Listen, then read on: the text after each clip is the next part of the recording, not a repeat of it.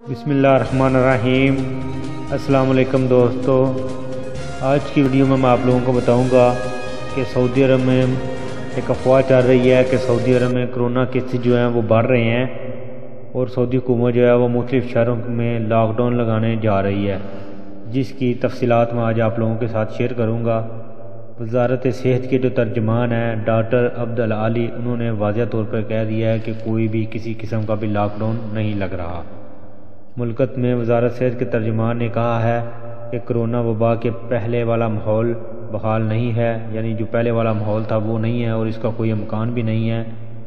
وہ ایک T V programme میں انٹرویو دے رہے تھے جس میں انہوں نے کہا کہ سعودی معاشرے میں گشت کرنے والی ان باتوں پر تبصرہ ہو رہا ہے کہ سعودی عرب میں لاک ڈاؤن لگایا جا رہا ہے۔ کرونا کے بڑھتے کیسز کا ماحول خطرے کی گھنٹی بجا رہا ہے اور جلد ہی ملکت میں لاک ڈاؤن لگایا جائے گا، ایسی باتیں مختلف جگہ ہو رہی ہیں۔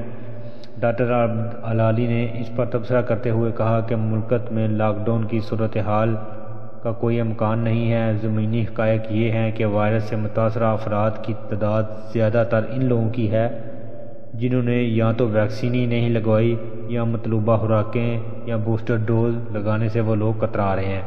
جو بھی نئے کیسز سامنے آ رہے ہیں ان میں زیادہ تر تعداد انہی لوگوں کی ہے۔ انہوں نے مزید کہا کہ ایسے ماحول میں جب کہ سعودی عرب کی بڑی آبادی ویکسین لے کر مدافعتی نظام مضبوط بنا چکی ہے اور مؤثر ویکسین وافر مقدار میں سعودی عرب میں موجود ہے، اور یہ آگاہی بھی موجود ہے کہ ویکسین کی مطلوبہ خوراکیں لینے کی صورت میں وائرس سے تحفظ حاصل ہو جاتا ہے۔ وزارت صحت کے ترجمان نے مزید بتایا کہ ہم لوگ مارچ اور اپریل 2020 جیسے ماحول میں بالکل نہیں ہیں، یعنی جو لاک ڈاؤن 2020 میں لگا تھا مارچ اپریل میں، وہ بولتے ہیں کہ اس طرح کا کوئی بھی لاک ڈاؤن ہمارے ذہن میں نہیں ہے۔ اب ہمارے معاشرے میں وائرس کی آگاہی موجود ہے اور ہمیں پتہ ہے کہ اس سے کس طرح نپٹا جاتا ہے، اسے پھیلنے سے کس طرح روکا جاتا ہے۔